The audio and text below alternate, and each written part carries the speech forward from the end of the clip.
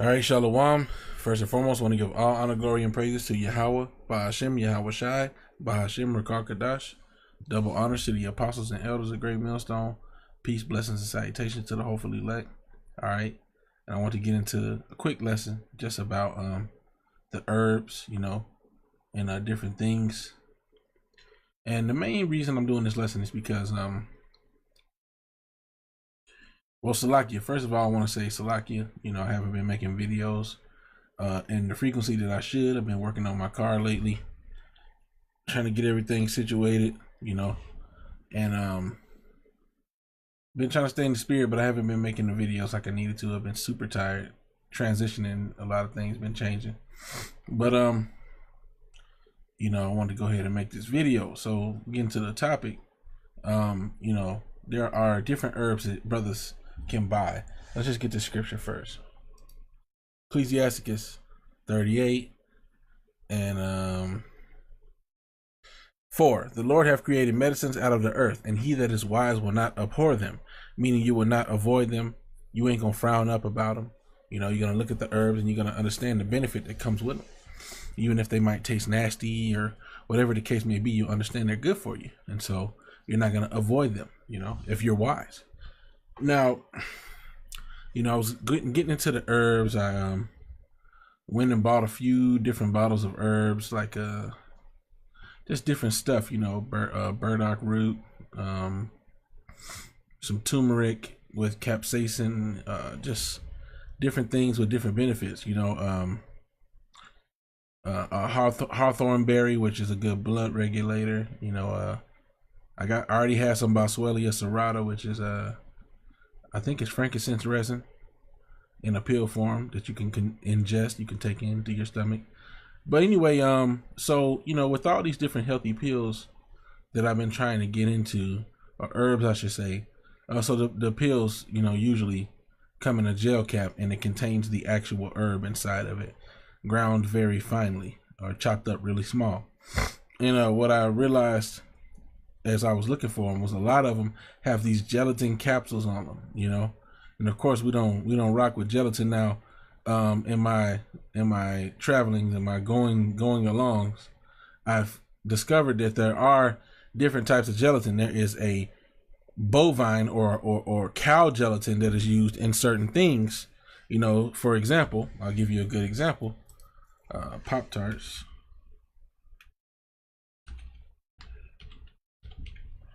Right, so when you look at Pop-Tarts gelatin, in the United States, the gelatin in Pop-Tarts is derived from beef and is used to help the texture of the product. Plain unfrosted Pop-Tarts do not contain gelatin. So when you get like a frosted strawberry Pop-Tart or something like that, they don't have beef. They don't have pork gelatin. It's beef gelatin, and that gelatin comes from like the different little, I think not cartilage, but there's like this material. If you've ever had oxtails, when you cook them down, there's this like slightly chewy kind of feeling you get when you eat them, and like coats your mouth. That's like part of the gelatin that is in beef, and so they derive that and they use it the same way that you can use pork gelatin. Pretty much, you can use beef gelatin to do certain things. And so I was trying to look up, what type of gelatin was used in these pills, because some of these pills, at least I didn't see the vegan option, and also some of these pills are cheaper, and you can get much more. So what I do is, if I do buy ones that have gelatin, I'll take them out of the capsule and I'll just pour them into whatever I'm using, and I'll throw away the capsule, as not to be over righteous, because when you start trying to buy herbs, it can get very expensive. But I was trying to look into, because I was wanting to give a family member some of them. And, I don't want to, in good conscience, give them the pill and they consume it and there's pork in it, when they don't consume it properly.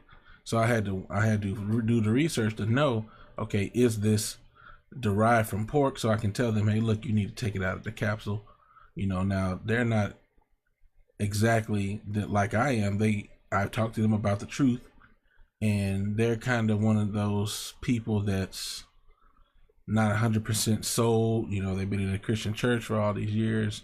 and so they still believe, at least they have believed, in that whole freedom to do certain things. But you know, when I'm around, they typically avoid pork and stuff like that. Either way, I was letting them know, for my conscience sake, you know, I had to research to let them know, okay, whether it was beef or pork. And I want to know for myself too, so I can, you know, if I want to pop one of them, just take a herb pill one day. I don't have to avoid it. So anyway, so I looked on the package, you know, Of course, it doesn't tell you what type of gelatin is derived, that the pills are derived from.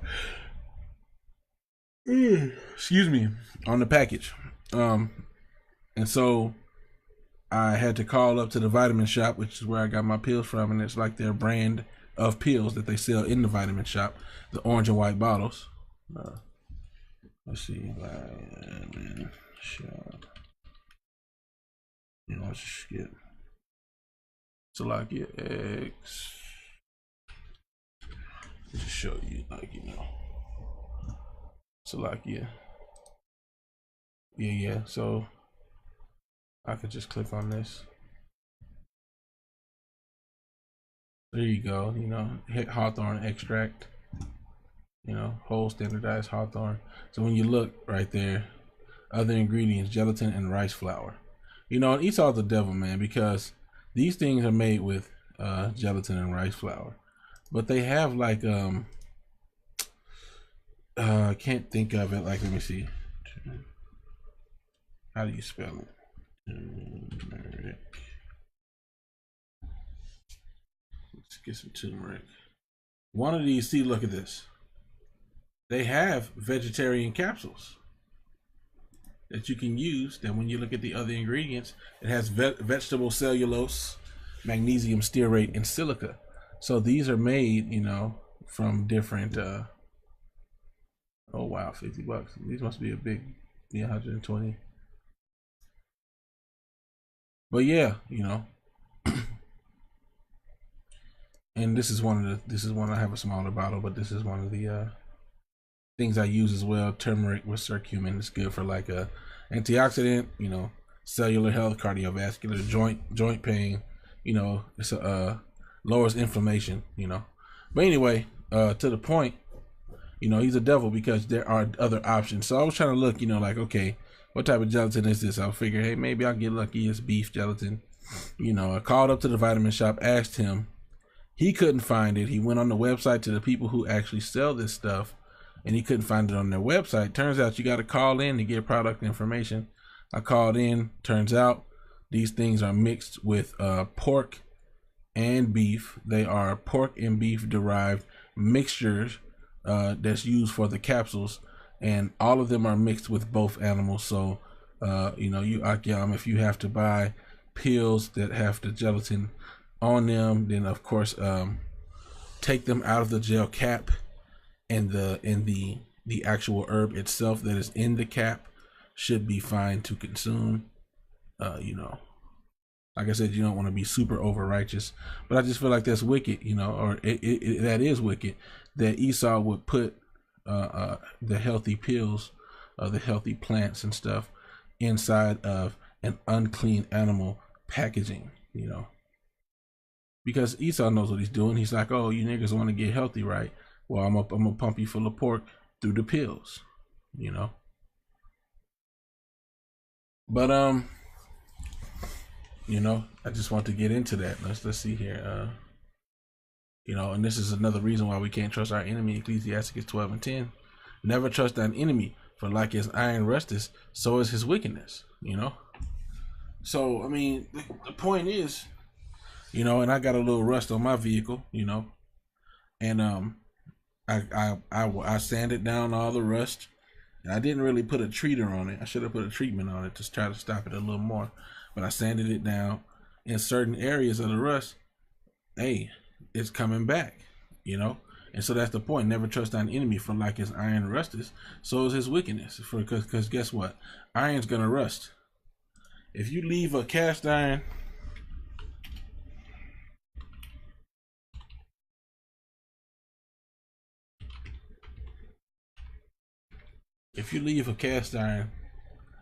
pan alone, what happens? It gets rusted. You know. Now you can treat it, you can wipe it away, but it comes back. You see, it comes back. And so let's just continue the scriptures. Never trust thine enemy, for like his iron rusted, so is his wickedness. Though he humble himself and go crouching, yet take good heed and beware of him, that thou shalt be unto him, and thou shalt be unto him as if thou hast wiped the looking glass. Like if you wear glasses and they're dirty, you know, it can be a little hard to see, but when you wipe them, everything gets clear again, you know. So don't let him going down and humbling himself and crouching down and being all nice and friendly. Don't let those things cloud your vision. Don't let those things cloud your judgment. Why? Because when you wipe that bull crap off of the glasses, then what you gonna see? And thou shalt know that his rust have not been altogether wiped away. Right? Because you can never really truly get rid of rust. You know, that's every expert opinion is, once you get rust in the object, say for a car, once you get rust in the body of that car, the only way to fix it is to cut out that rusted piece of metal and replace it with a new piece of metal. You know, so you should never trust thine enemy. And so that's why when you look at, you know, certain things, you know, it all has to just go back to the conscience you have with the Most High, because you really can't trust Esau, man.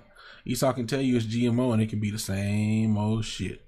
You know what I'm saying? He could tell you, I mean, even with the Pop-Tart thing, you know, he could tell us that it ain't no beef inside of the American version. So, hey, you know, for conscience sake, it ain't no beef in it, you know.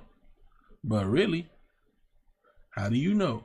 You know, how do we know what goes on in those factories? We don't see where they derive the gelatin from. We're just taking it off of face value, you know, because we got to go to these devils and for the one of all things. But the point is, never trust thine enemy. Hell, today I was getting something to eat, and at this restaurant, me and my wife and my mom, we went out, got something to eat, you know, and we asked for the turkey sausage. And I was looking at that sausage like, man, I hope this is really turkey. You know, I mean, I feel like it was, but, you know, I just had to look at it and sniff it, taste it. I was like, man, Lord, I hope this is turkey. You know, and it sure looked like it. But then again, you know, yeah, man, it's just one of those things where you just gotta have a good conscience towards the Most High, you know, and we can't be over righteous. The scriptures tell us, according to what happened to Ezekiel, you know, that the children of Israel would eat their bread defiled, you know. Even like with the pill situation, technically, the herb inside of that pill has touched that casing, that gelatin capsule. But what can I do? You know, if there's a certain herb that I cannot get somewhere else, or I don't have the money to be buying the vegetarian brand, you know, if that even exists for that particular herb, then I have no choice but to get the part with the casing, take it out, and pour out the powder and ingest it that way. But it's still been contaminated, you know. Such as prophecy. But yeah, you know, never trust thine enemy. And let's get that.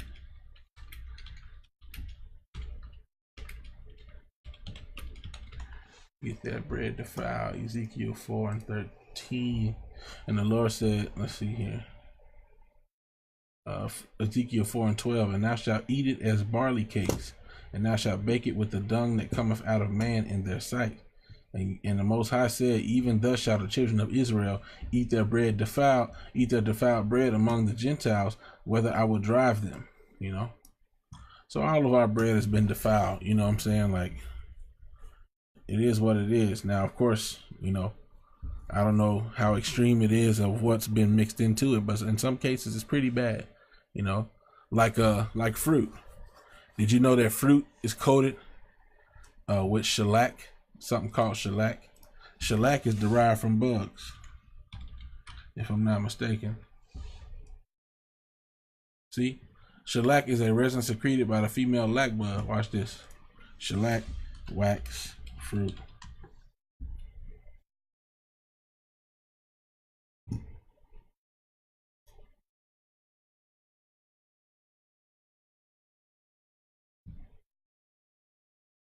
Our facts on wax. Our vegetables and fruit wax is kosher. Coated with food grade vegetable, petroleum, and or shellac based wax or resin to maintain freshness. What are waxes? They are any blah blah blah. Waxes are not a new phenomenon. Shellac or lac resin is a product that is imported from India and is used for citrus fruits, apples, and pears. It is a product that is derived from the secretions of the tiny lac insect. The lac insect secretes lac resin. The resin is gathered, crushed, seized, washed, purified into food grade shellac. They say that shellac is kosher. You know. Most importantly, the analogy between shellac and secretion from a non-kosher insect and honey. You know. So yeah, I mean, I can kind of see where they're going with that, because honey is derived from a non-kosher insect, but it is also something that we're allowed to eat, you know, honey. So I can kind of see where they're coming from. I mean, it's not the actual dead body of the lac bug, so it may be okay. Still, you know, it still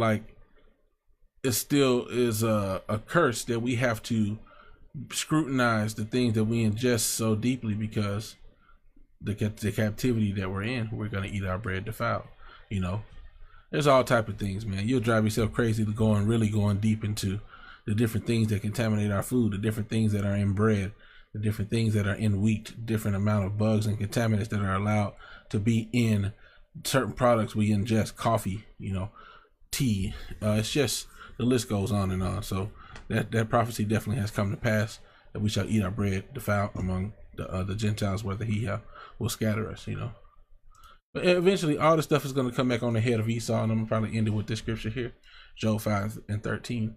He taketh the wise in their own craftiness, and the counsel of the froward is carried headlong. You know? Actually, Salaki. Job 5:11, to set up Job 5:12. He disappointeth the devices of the crafty, so that their hands cannot perform their enterprise. He taketh the wise in their own craftiness, and the counsel of the froward is carried headlong. And the enterprise of the crafty, which is Esau, Edom, the so-called white man, starting with the elites, which will be the Rothschilds and the different elite bankers, the so-called Illuminati, and going on down to you different politicians, officials, and, you know, just people who set the policy for the whole world. You know, he makes it where you cannot execute your full purpose, which is to destroy the children of Israel. He upsets your purpose, man, like the scriptures say. He disappointeth the devices of the crafty, so that their hands cannot perform their enterprise. So he disappoints your devices, you know, for the elect's sake, so that the elect may be spared, you know. But you know, hopefully this lesson was edifying. You know, I just wanted to make a quick lesson based off of that. You know, Esau's the devil, you know. And I don't think it's a coincidence that you couldn't readily find that information about what type of gelatin was used, because kosher is a big deal. You know, stuff being kosher is a very big deal, and for you to not be able to find information on something like that, or, you know, health vitamins and stuff like that, you know. Let's see here, vitamin. Man. Kosher.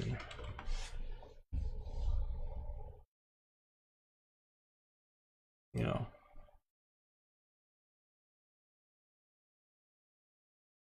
There's just, you know, type in kosher, you barely find anything. Anyway, like I said, hopefully this lesson has been edifying. I want to give all honor, glory, and praise to Yahweh, Ba'ashem, Yahweh Shai. Double honors to the apostles and elders of Great Millstone. Peace, blessings, and salutations to the hopefully elect. All right, and with that, I'm going to say Shalom.